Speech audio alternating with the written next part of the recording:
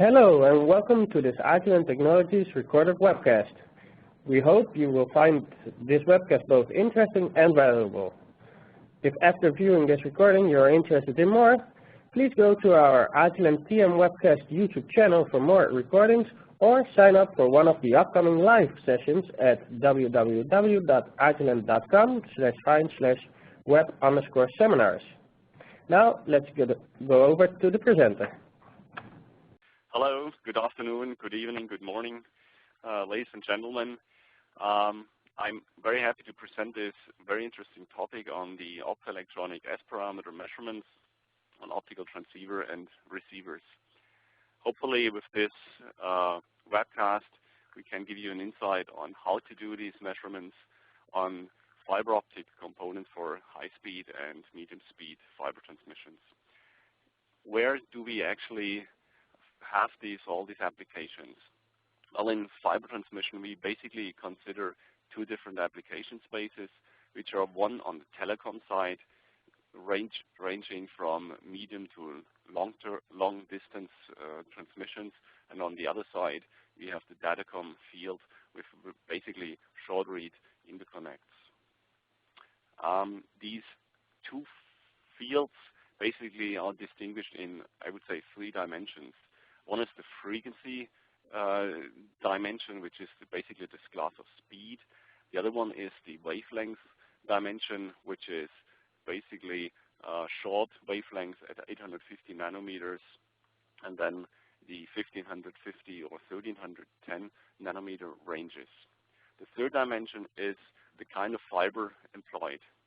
For the telecom ranges, it's entirely single mode fiber. For the datacom range, it's both multi-mode and single mode fiber, and this is basically determined by the distance to bridge.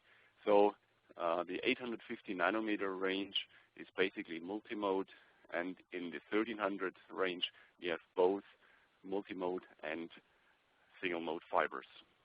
The speed classes are basically determined by the application. So in the cable TV and the fiber to the home, or the radio over fiber, or some people also call it radio frequency over glass, this field is mainly dedicated to the lower speed class below 4.5 gigahertz.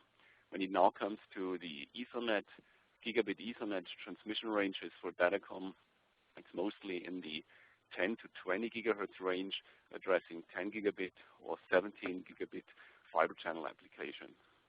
When it really comes to very high speed, to long distance transmission, now it can really comes to the 40 gigabit, and recently all the standards all go to 100 gig. So we have the 40, 100 gig modulation speeds, and here they really employ new modulation techniques like complex modulation, employing both amplitude and phase information. And for the medium reach connections at 100 gig, here's a massive way into parallelization, by employing multiple wavelengths around 1300, or even multiple fiber lines in forms of parallel fiber interconnects.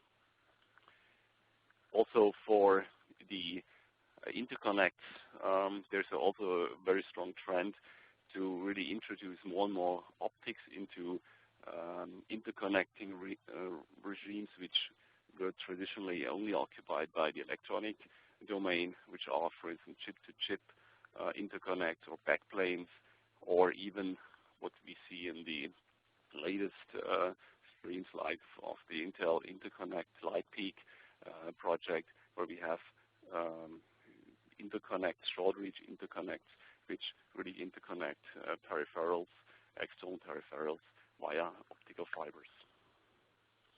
Now, when we really discuss the value chain for optical components, optoelectronic components, we really start on the very left side, where we have basically electro-optical chips.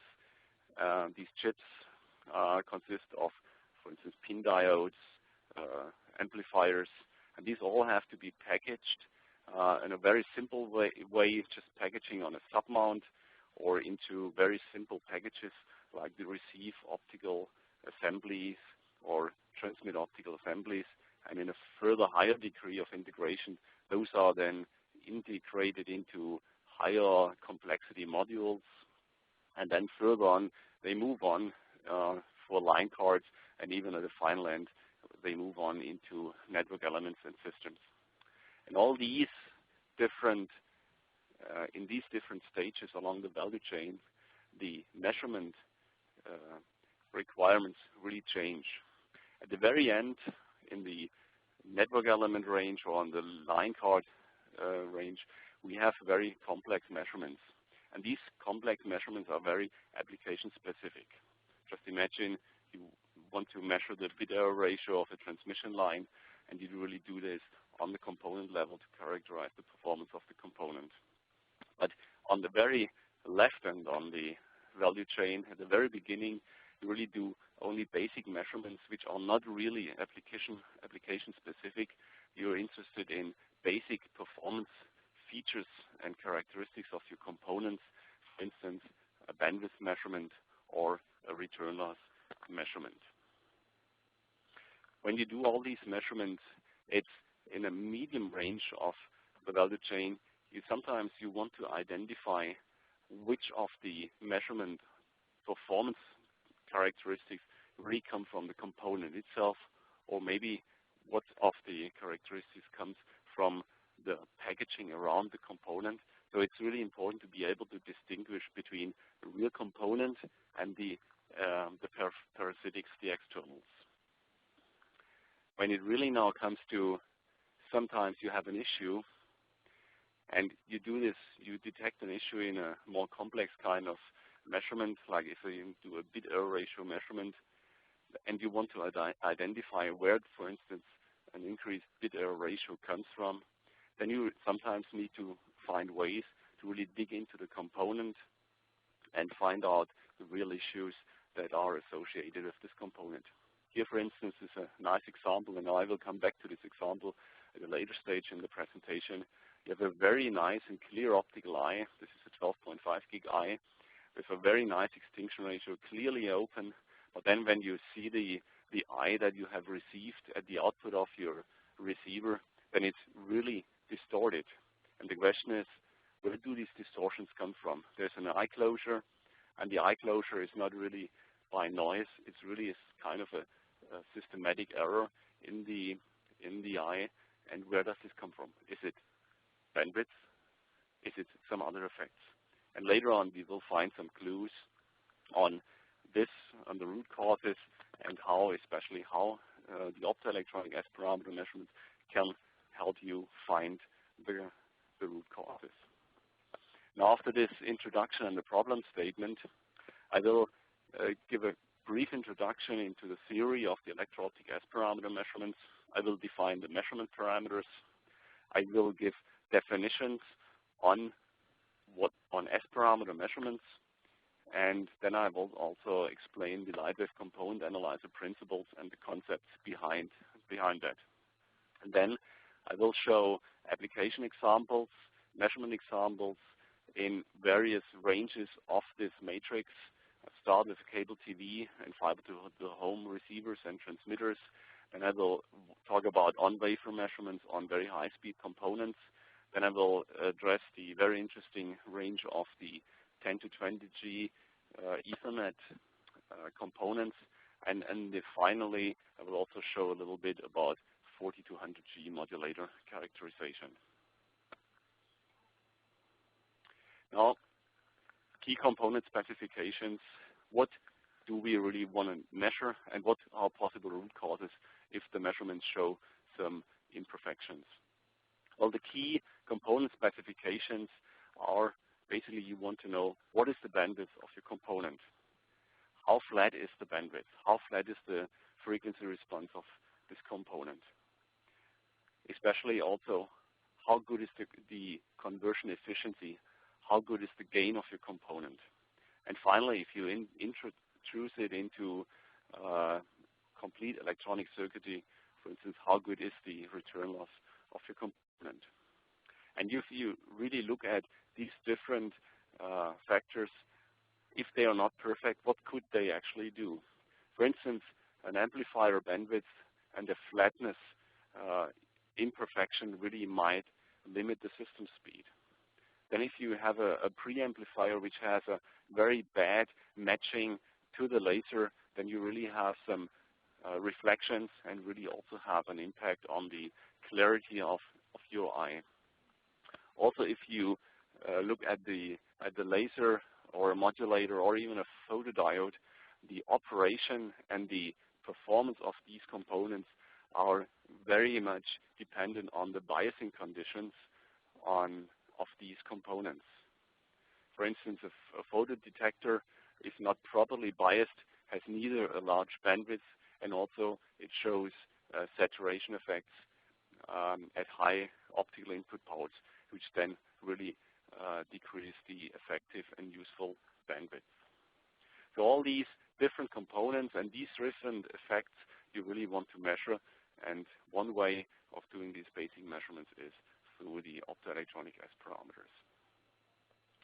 Well, optoelectronic S parameter measurements really lead you to a way in order to identify components and the individual contribution of a complete transmission link. For instance, in this example here, we have, for instance, a transmitter, which is a combination of various individual segments combined with a fiber, and then you have a receiver. And if you look at the outcome of this signal, you see it in the time domain. This seems, for instance, this behavior. But if you want to now really go back into individual responses, it's very hard to distinguish between the individual contributions. In time domain, the overall response is a concatenation of the individual responses, and the concatenation is basically by a convolution of the individual responses. Now, in frequency domain, the equivalent is not a convolution, it's a multiplication of the individual responses, and therefore, in order to separate the overall response into individual responses, it's much easier to do that in time domain, because multiplications can be very easily divided up into individual responses. Therefore, an analysis in the frequency domain is much, much easier than in the time domain. Now coming to a few definitions of optoelectronic component S parameters. Basically, if you have a transmitter, the transmitter is characterized by two essential S parameters. One S parameter which basically describes the conversion efficiency from the electrical to the optical domain is the optoelectronic S21, the forward transmission factor. But you also have in a transmitter, you have the electron return loss. On the receiver side, it might be a photodetector, it might be an integrated photodetector plus preamplifier. You also have the forward transmission, which is the conversion from the optical to the electrical domain, and similarly as in a transmitter, you also have the electrical return loss. Similarly to all optoelectronic components, and commonly they do not have a reverse transmission. There's no S21, never. So if you look at the typical S parameter measurement here, we have this for a detector. You see the S21 for a detector, and you see here the absolute responsivity over frequency. So the evolution over frequency, how the absolute responsivity decreases because of the limited bandwidth of this component. You were interested, for instance, in what is the 3 dB bandwidth.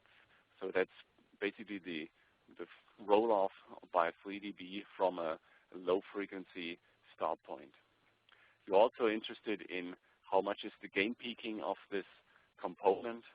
And if you just look at the how well this is matched to some driving or some receiving circuitry, you're really interested in the impedance matching. But not only for a complete characteristic of a component, not only absolute and basically the amplitude characteristics are important, it's also important to be able to know about the phase response of such a device. Phase response shows up in group delay information, and group delay information is also very important, for instance, to judge the balancing and the balance of multi-port electrical devices.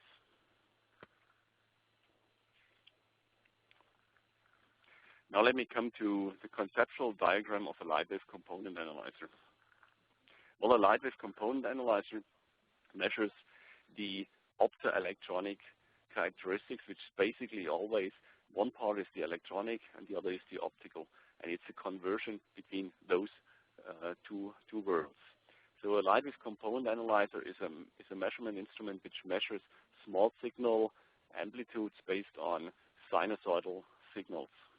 So you have in the lower part here, you have basically the diagram of an electrical network analyzer, a microwave network analyzer, for instance, where you have a synthesized RF source which produces a well-known well-known signal in terms of amplitude and phase, and you have a normal reference receiver for microwave signals.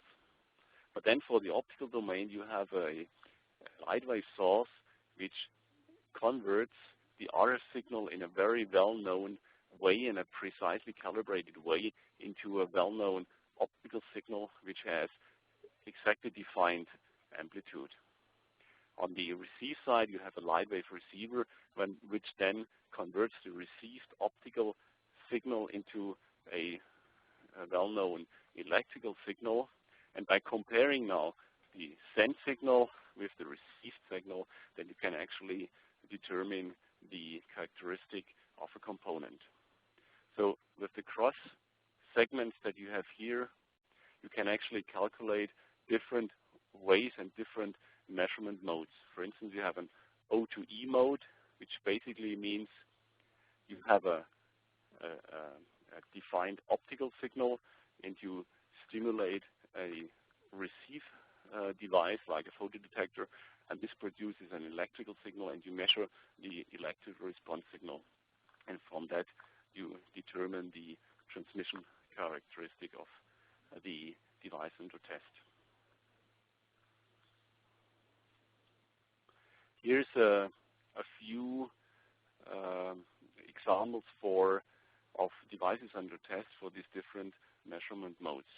For the E2O measurement, that means an electrical stimulus and an optical response. This is typically a modulator device or a laser device. And here, for instance, you have an explanation of the responsivity of this device. For instance, for a modulator, you have usually, if it's a lithium niobate modulator, for instance, you have this characteristic, this cosine square characteristic, and you operate this usually in a bias point, which is at the point of the maximum conversion.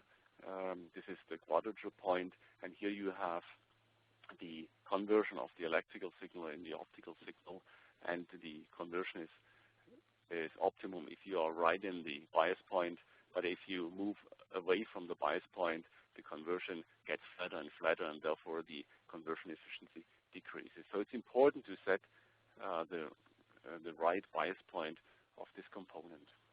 Similarly, for a laser, you also have a bias point which is determined by the average injection current, and you modulate around this and generate from a small signal electrical modulation, a small signal optical modulation. On the receive side, similarly, you have the characteristic for a photocurrent, which is proportional to the incoming optical signal, and here also on a certain bias point, you have the conversion from the optics to the electrics. Also, last but not least, you can also make measurements of pure optical components. The question is, does this really make sense? But indeed, it really makes sense. For instance, if you want to measure fiber optic cables to a very precise length, it's important to determine not only the loss but also the length of the of the fiber piece, and for instance, this is determined by the group delay of this piece of fiber.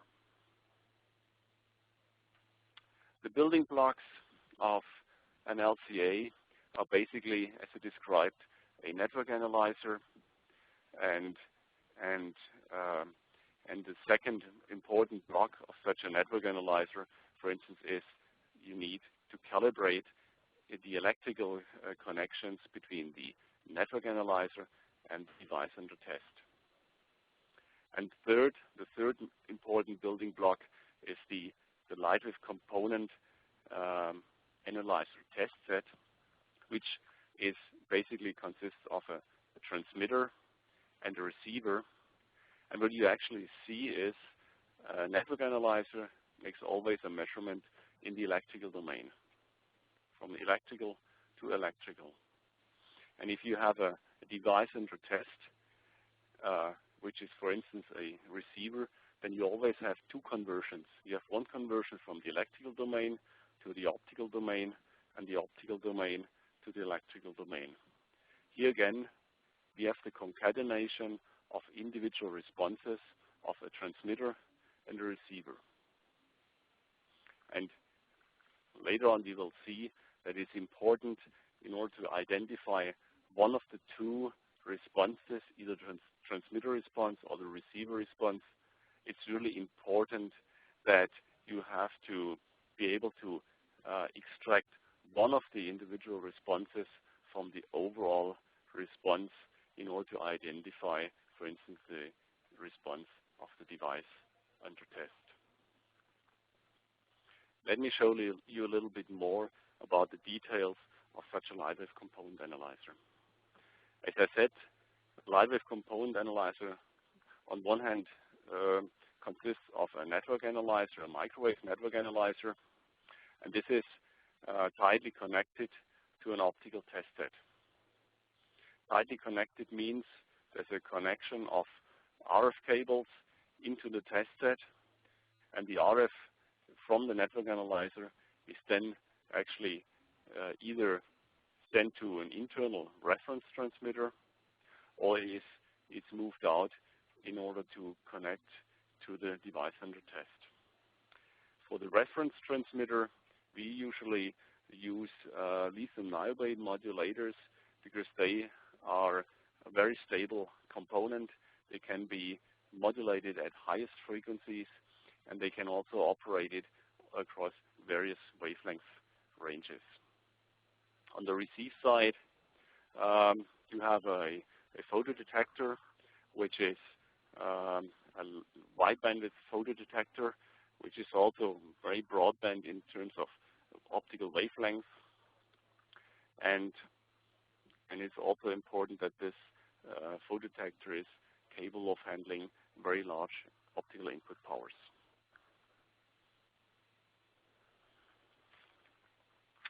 Now I'd like to exploit a little bit the concept of de-embedding and fixturing, which is a key feature that all the network analyzers provide.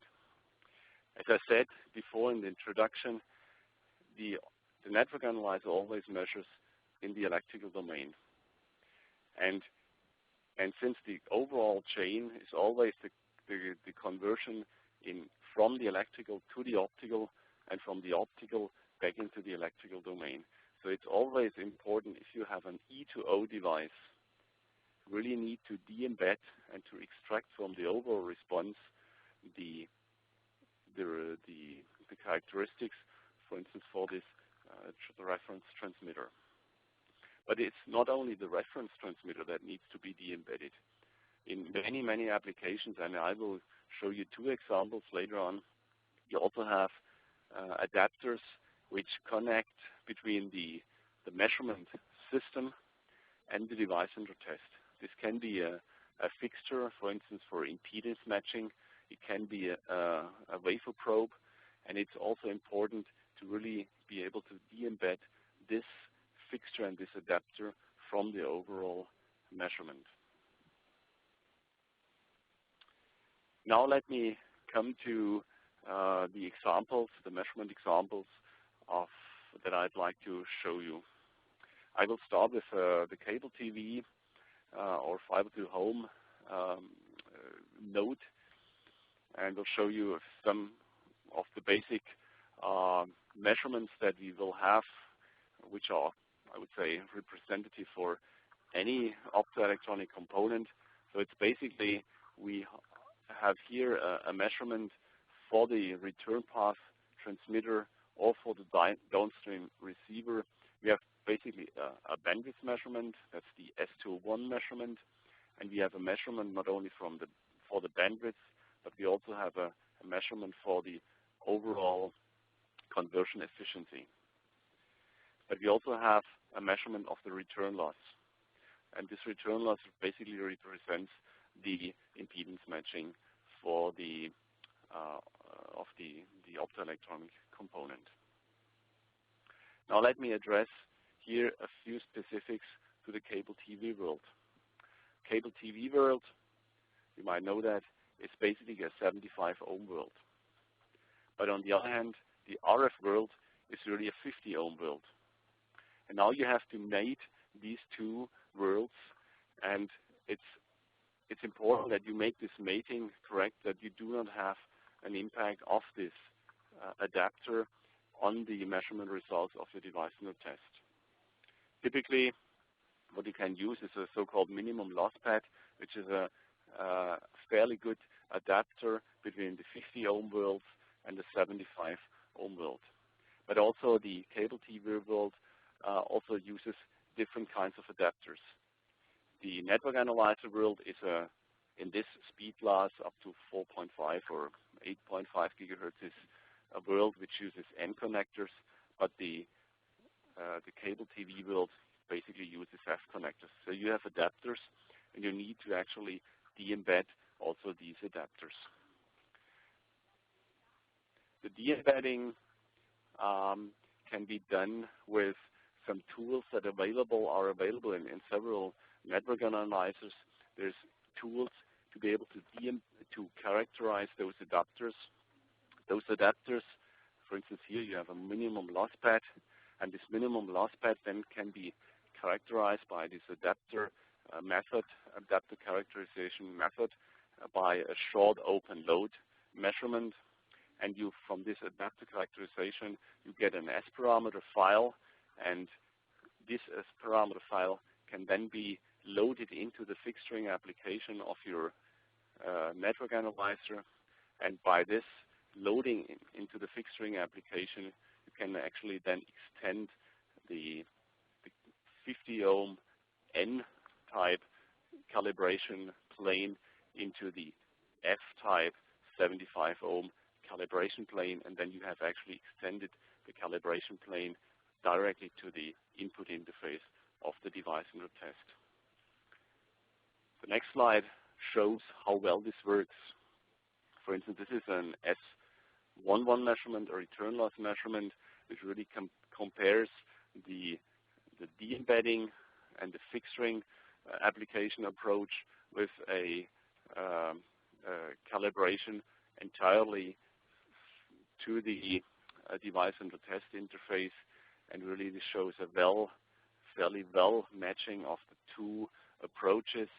So this allows you to basically employ the 50 ohm calibration and extending the calibration plane to the device under test by de-embedding of this adapter in form of a minimum loss pad. Now, let me move on to another example where you really need to de-embed the connection to the device under test. On LCA measurements, this of on-wafer components, the challenge is really to be able to parasitic-free contact the device under test. Here, for instance, on this photograph, you see a wafer of top illuminated photodetectors, and you see here the fiber tip, which you actually move onto the fiber, onto the pin diode, and it's important to be able to not only remove the impact of such a fiber probe, but the most important effect is achieved if you can properly remove the impact of the wafer probe. Usually, if you do calibrations, the calibration is to the coaxial interface, but then you actually need, again, to extend the calibration plane to the plane where the probe tip connects to the device under test. Here we see such a configuration, and as I described, for either way EO and OE measurement, you need to extend the coaxial reference plane through the RF probe onto the on-wafer reference plane. Similarly, it's also important that you be able to expand the optical reference plane at the output of the LCA test bed onto the tip where you connect the optical probe to the device under test. And again, here it's possible to employ adaptive characterization techniques and de-embedding fixturing applications for wafer probes. On this photo here, you see actually a set of reference substrates which you use to characterize the wafer probe. So typically, the procedure is that you have one-port calibrations performed consecutively one after the other, and use these different calibrations together with an adaptive characterization macros that, for instance, we have implemented in our network analyzers. And then, as a result, you receive an S parameter file for the RF probe. And this S parameter file you can then use in the fixturing application to de-embed the wafer probe. Similarly, you can employ the same principles for an optical probe.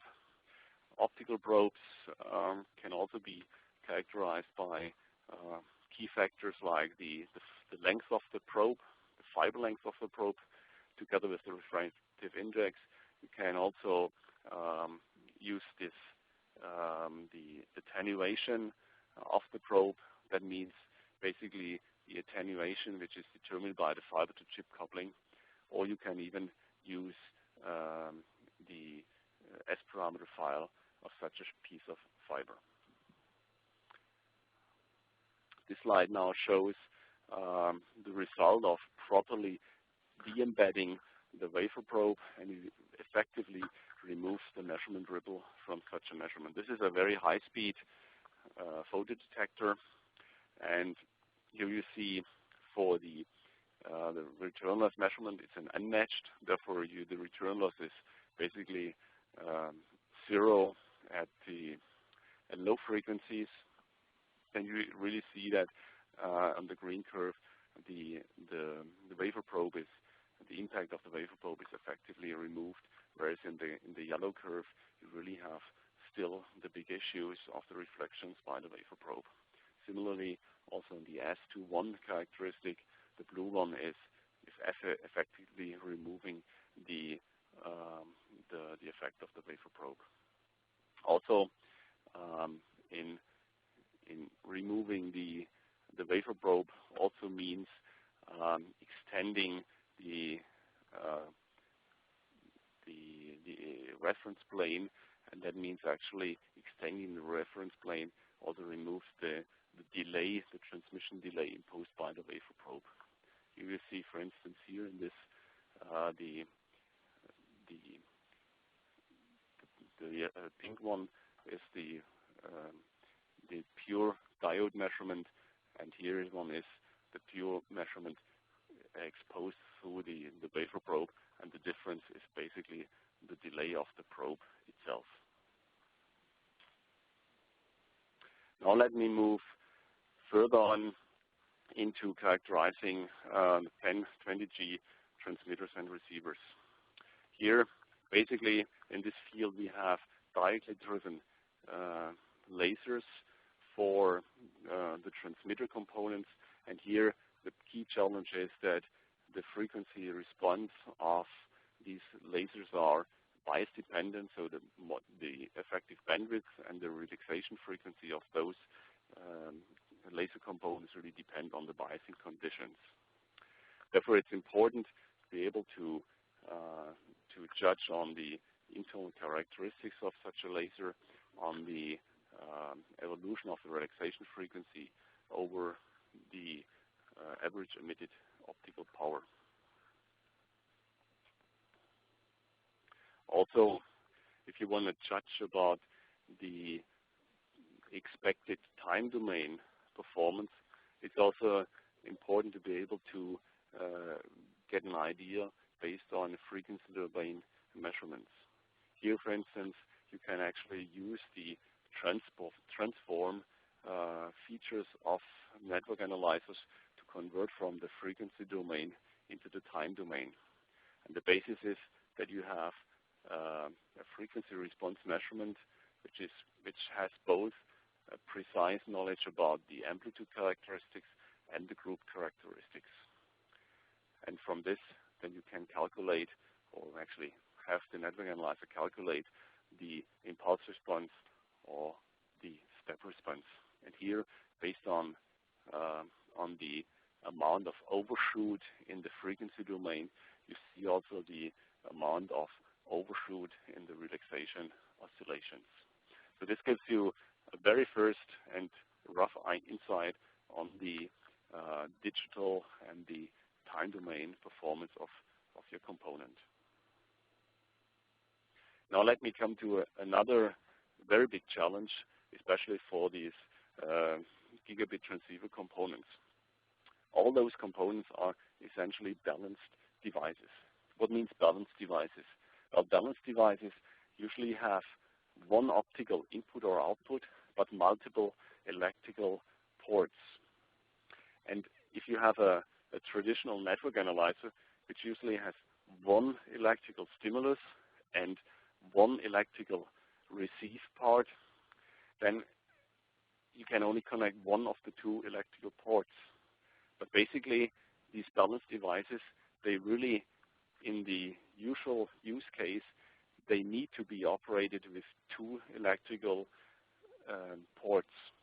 And therefore, the challenge is, how can you make these S-parameter measurements in a way that you can simultaneously connect both electrical ports and also analyze these components with respect to the behavior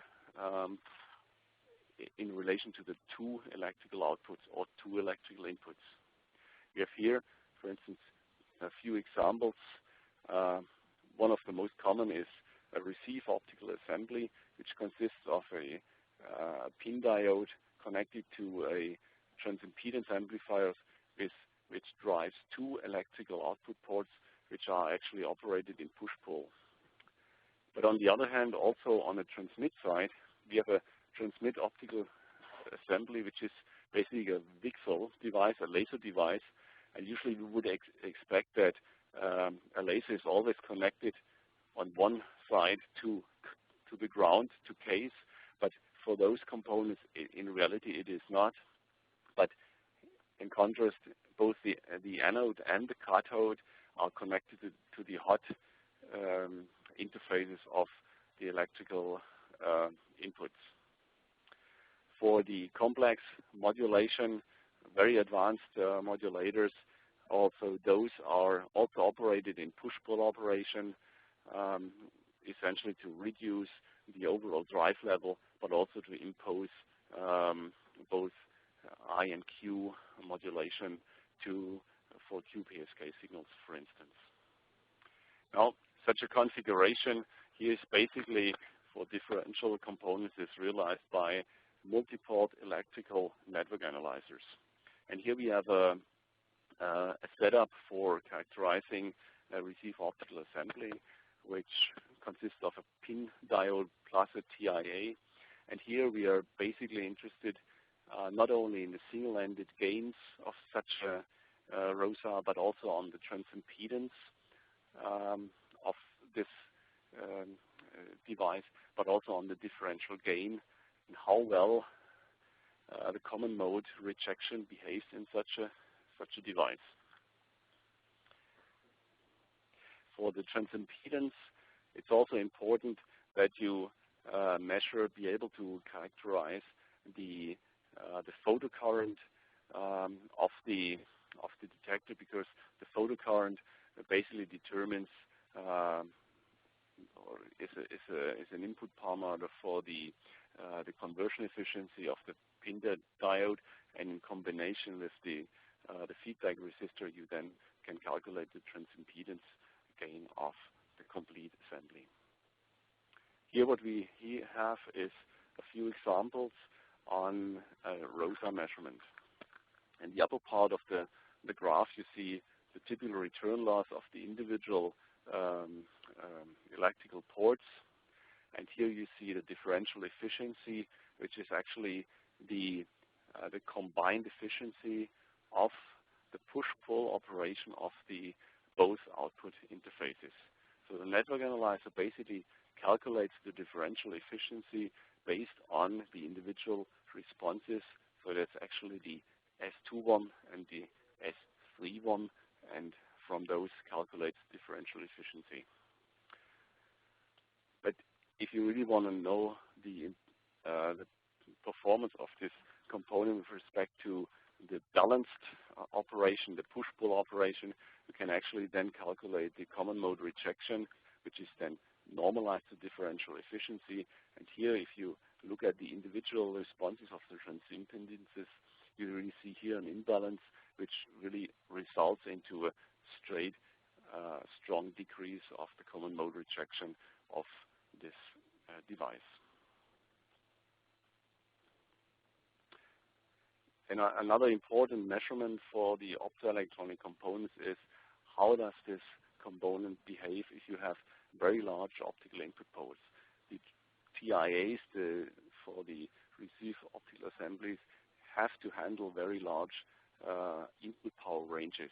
And here you see an example where at small input powers you have a very large transimpedance, but as you increase above the input power above minus 11 dBm, the saturation really begins to start.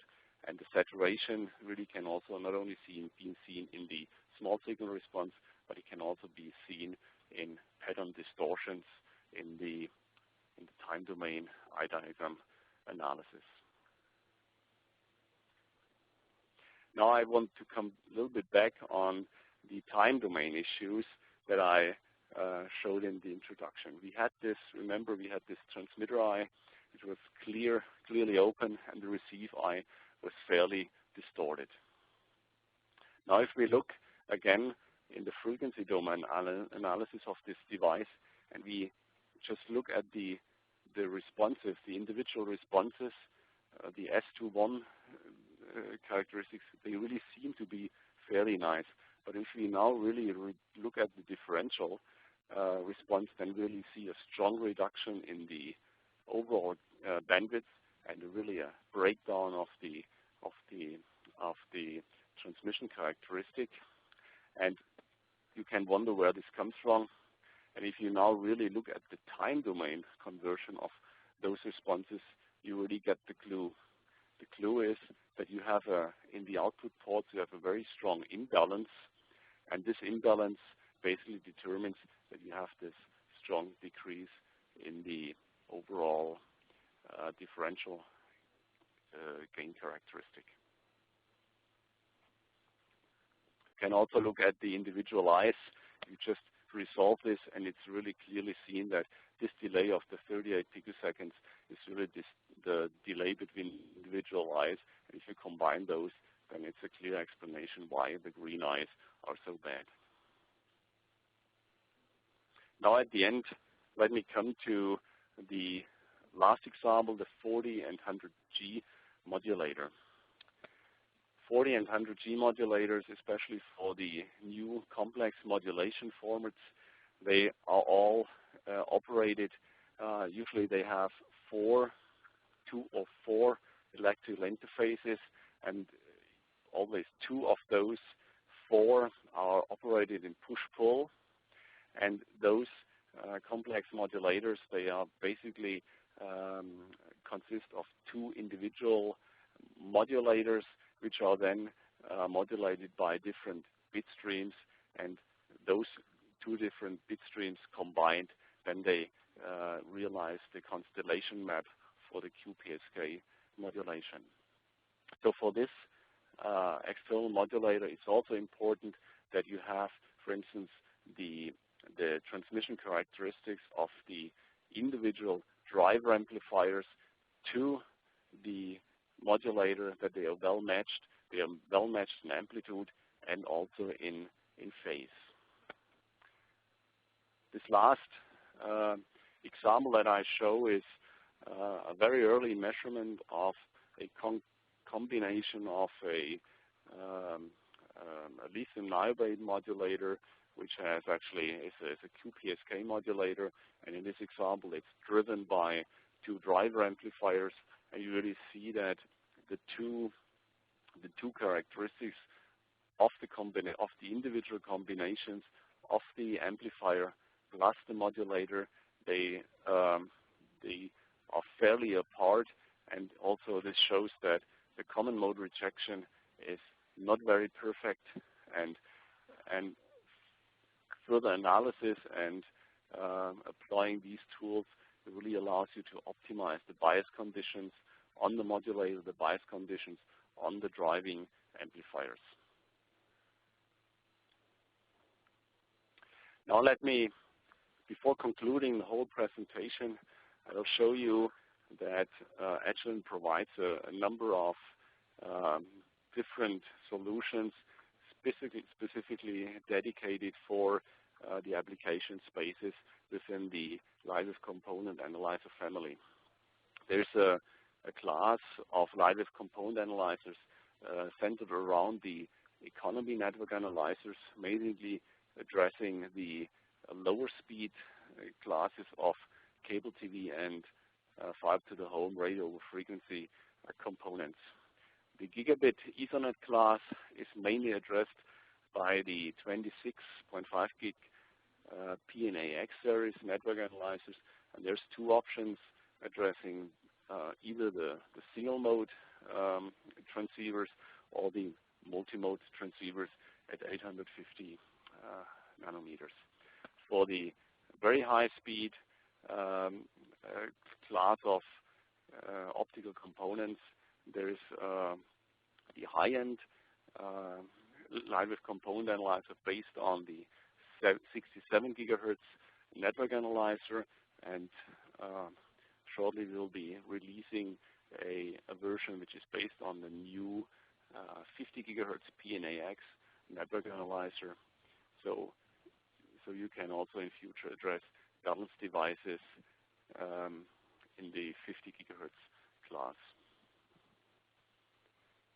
The principles that we employ for our Lightwave component analyzers is that we keep the basic network analyzer functionalities and all the features of the network analyzer unchanged, and we just add a very simple configuration of the Lightwave component analysis function, and after this configuration, the network analyzer is still operating, and the LCA is still operating like a network analyzer.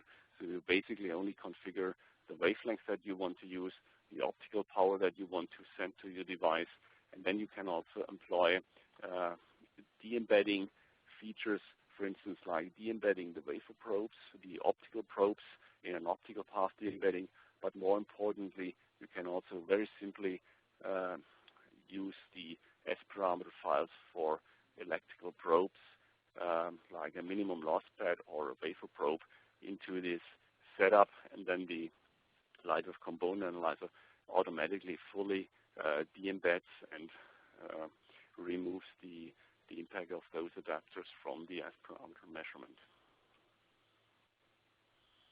Now finally, some of our customers always ask us, why do you need such a complex system? Can't you just use a network analyzer and add a photodetector to make a transmitter measurement? Well, in principle, this is true, but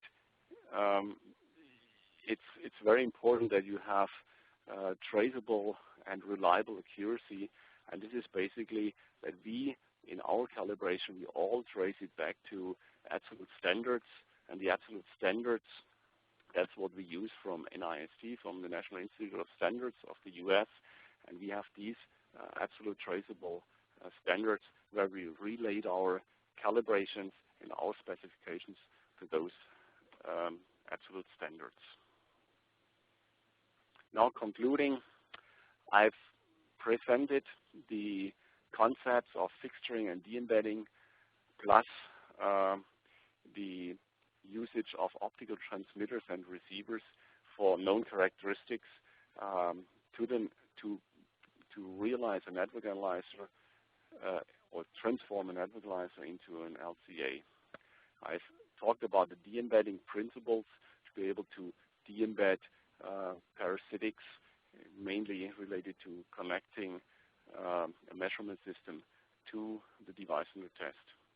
Time domain analysis based on frequent domain measurements really gives you an insight on a device under test digital performance.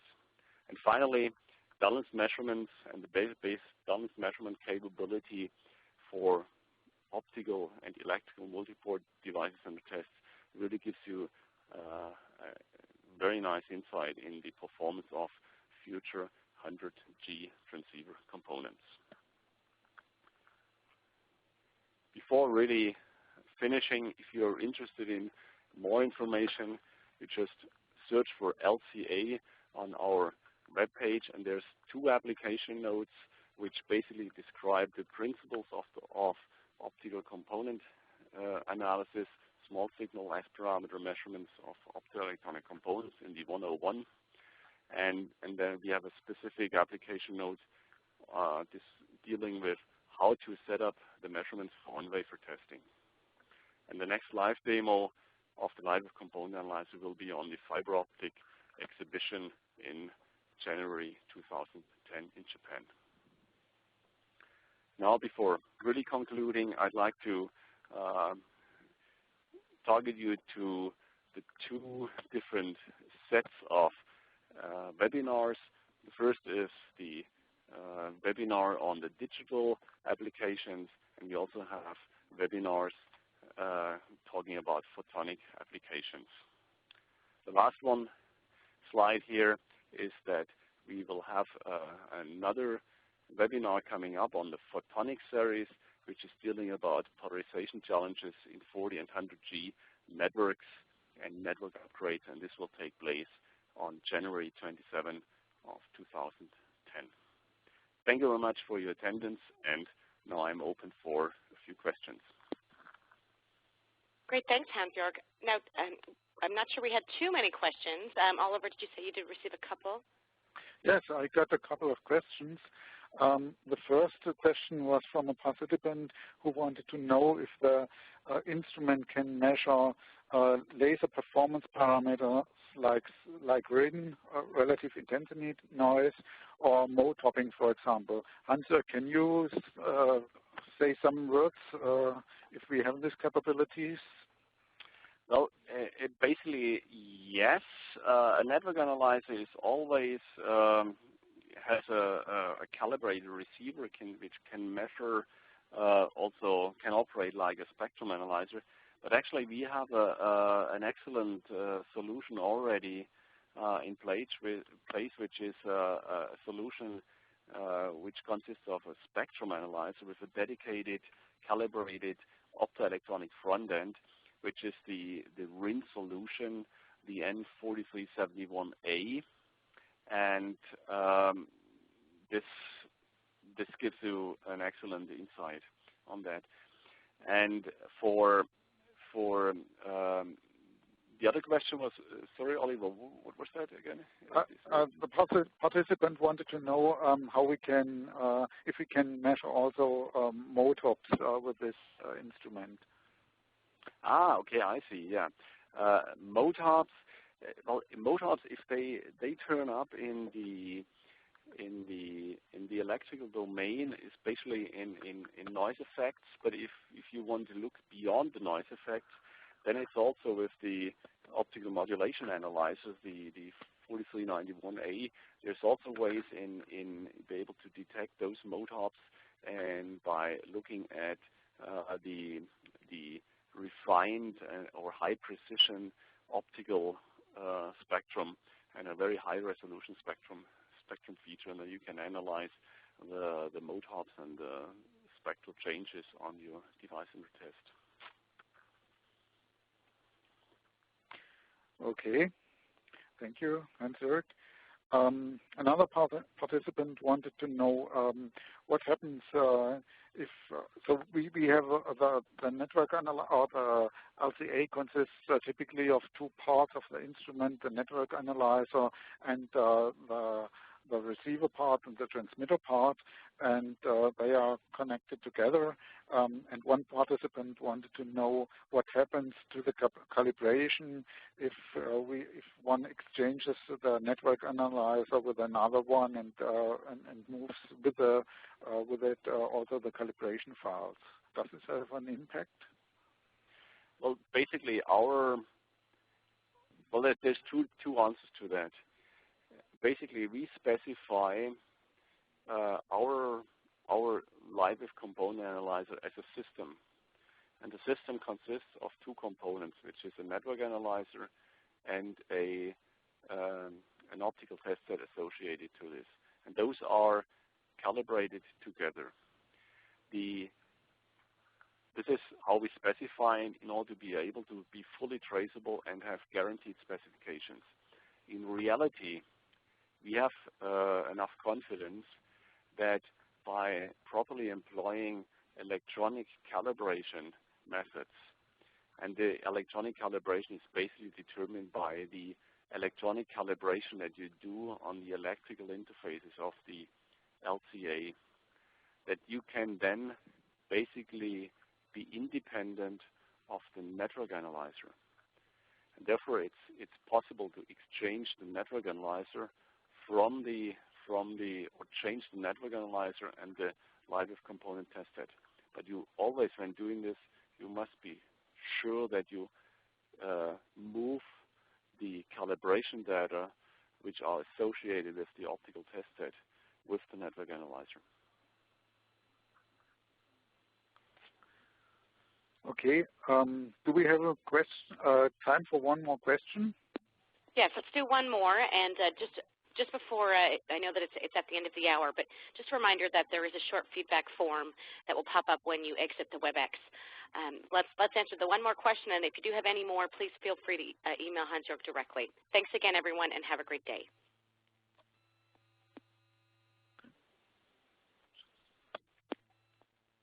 Sorry, Oliver, do you have the last question? Okay. Yeah, okay. I was not sure if we are ended now or not.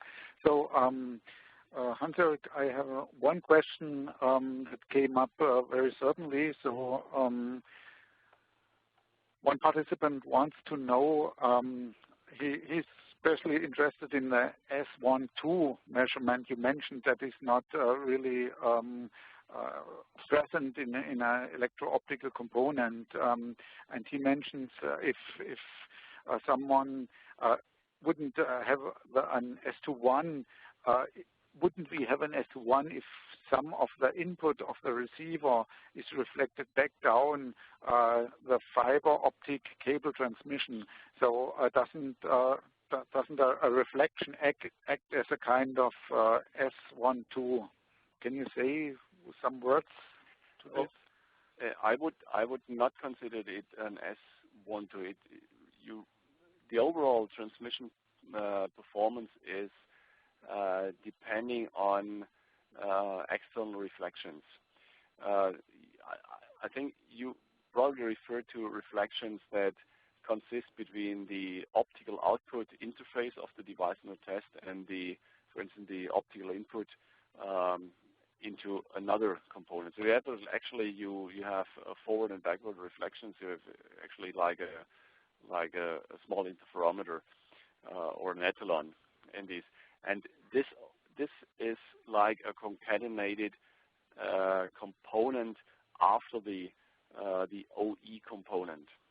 And this effectively determines the overall transmission performance, but it has no